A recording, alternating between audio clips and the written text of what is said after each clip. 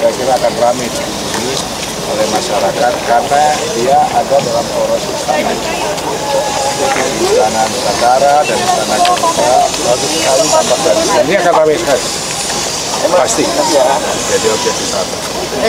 Nah, kalau mengenai istana itu kan sudah berkali saya jelaskan ya bahwa istana itu kenapa bentuk dari dasar. Ada yang bilang lawan atau selalah. Saya tidak meladeni yang demikian. Ini nanti kita nggak kerja. Tapi kenyataannya itu adalah gagasan dari Garuda.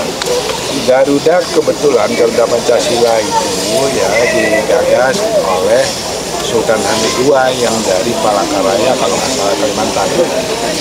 Dan itu agamanya Islam, kan ada tuduhan tuh, oh ini Hindu segala macam. Ini nggak ada kaitannya dengan kuno amat di zaman sekarang ngomongin gitu. Nah itu kita buktikan.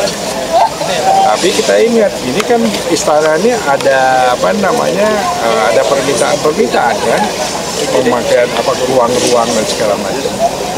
Jadi yang Garuda itu adalah istana Garuda yang dipakai ngantor oleh presiden siapa saja.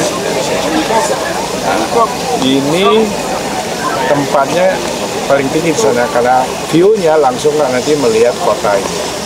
Luar biasa. Nah, bahannya yang kita pakai memang bahan-bahan yang harus pre-maintenance lah saya katakan.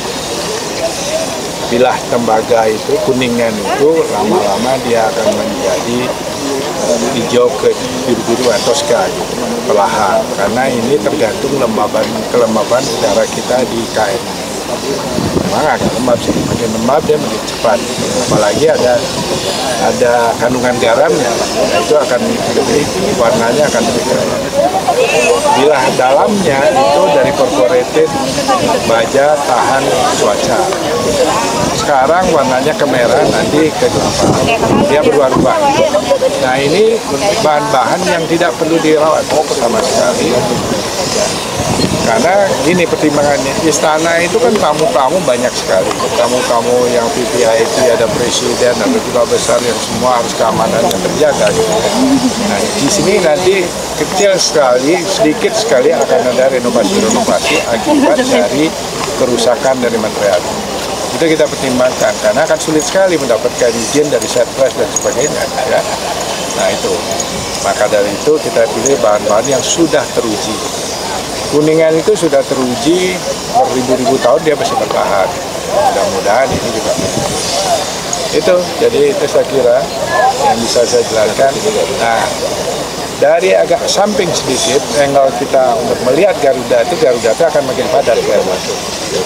Nggak kelihatan bolong. Tapi kalau pas di depan, ya memang kita mengharapkan ada udara dan cahaya matahari masuk karena nanti ada pohon di dalam. Di dalam sayap itu akan ada hutan. Ya, hutan itu kan perlu waktu, kayak sekarang ini kita nanam ya banyak yang kering gitu ya kan. Nah, itu. Jadi kita mengharapkan di dalam nanti dalam hutan itu ada hutan tropis suasana. Nah, kayak ini baru desain baru yang belum pernah ada di dunia. Jadi makanya banyak yang mempertanyakan, ya wajar lah. Ya kita nggak usah marah. Ada apa macam-macam lah. Kalau kita meladeni orang marah kan capek. Nggak bisa kerja. Dan itu bentuknya murni burung Garuda ya? Ya Garuda. Nanti kalau lihat dari samping kan kelihatan Garuda. Ya. Kenapa kepalanya menunduk? Ya. Kalau saya buat mendongak kan sombong. Bangsa kita kan nggak suka yang begituan. Tapi ternyata ada juga yang suka mendongak gitu ya. Ya ini menunduk begitu. Gini, kalau burung ini, elang ini terbang melayang, dia akan nunduk melihat di bawah itu ada apa. Itu siaga dia. Ya, itu pelajari, lihat aja. Itu karakternya nggak ada belum lagi melayang itu mendongak ke atas. Ya, itu artinya juga kita tidak jumawa. Beda. Kalau kita mendongak ke atas ya sehari-hari manusia kalau begini jago kan beda tuh, benar nggak? Nah itu. Jadi semua aspek kita pikirkan dan juga kenapa kita pilih Garuda? Garuda itu kita pilih pertimbangannya ya kita itu kan memiliki suku begitu banyak dan masing-masing punya identitas sendiri, baik rumahnya, pakaiannya dan segala macam. Kalau salah satu saya pakai di sini, yang lainnya marah dong, cemburu dong. Nah kita akan menghindari itu. Kalau Garuda sudah dikenal dan kita sepakat sebagai lambang bangsa kita, walaupun tidak ansih itu Pancasila, ya kan? Jadi apalagi pencipta Garuda Pancasila itu adalah warga Kalimantan, Sultan Hamid dan Islam, bukan Hindu, bukan salah. Kan nanti dipinter-pinter. Ya begitu. Jadi pertimbangannya banyak. Dan kenyataannya suku-suku nggak ada yang marah tuh. Ya, yang marah itu kan teman-teman kita juga. Ini materialnya sama Pak antara patung yang Ini sama. Materialnya sama dengan Materialnya sama. Oh ya. Dari Makanya ini kuningan kan baja gitu Pak. Betul. Ya. Baja itu belakangnya. Oh.